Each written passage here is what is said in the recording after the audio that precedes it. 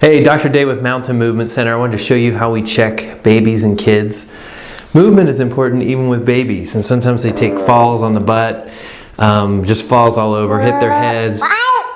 And their movement system is dynamic just like yours. So it's really important that we keep every joint moving. So while I'm holding him, I'm actually checking his movement. We're just feeling for like a general flow to each joint. So I'm checking his ilium and his sacrum. I feel a little limitation at the right ilium. And a lot of parents are nervous about what if their baby's going to get fussy. Isn't anybody going to get as fussy as treating your own kids? So it's about having fun with it. So I'm feeling through his mid-spine here.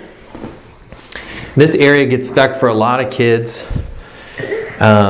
Chicken before the egg when they're gassy. Who knows if the gas is causing it or the other way around, but we don't really, all we do, let's go like this. Watch this, look at this. Oh, good job, Koa. And so we're checking that ilium, and we're just gonna apply some light motion, and I'm backing up my thumb, and I'm moving that joint through the range of motion it's supposed to go. And he's got a little limitation on the opposite side sacrum and sacrotuberous ligament. Look here. Whoop.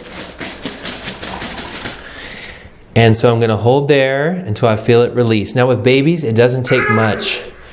It's all gentle because their nervous system, it's really just about joint motion. And we're just going to apply some motion into his mid-spine here on the right.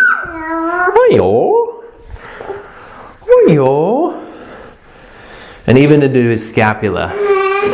So it's a little different technique than even some chiropractors I've kind of honed in on. I want it to be dynamic with their bodies. And you're actually trying to feel, I've been doing this 10 years, so you're feeling for dynamic motion. Now we're going to check the neck and the hips. Whoopsie! And the feet are so important. That's their whole interface with the ground. So we're feeling for foot range of motion. And we just aid any motion that we feel is limited. Good. Because the beginning of a drop foot or someone say, oh, I walk on the outside of my foot can start in early life.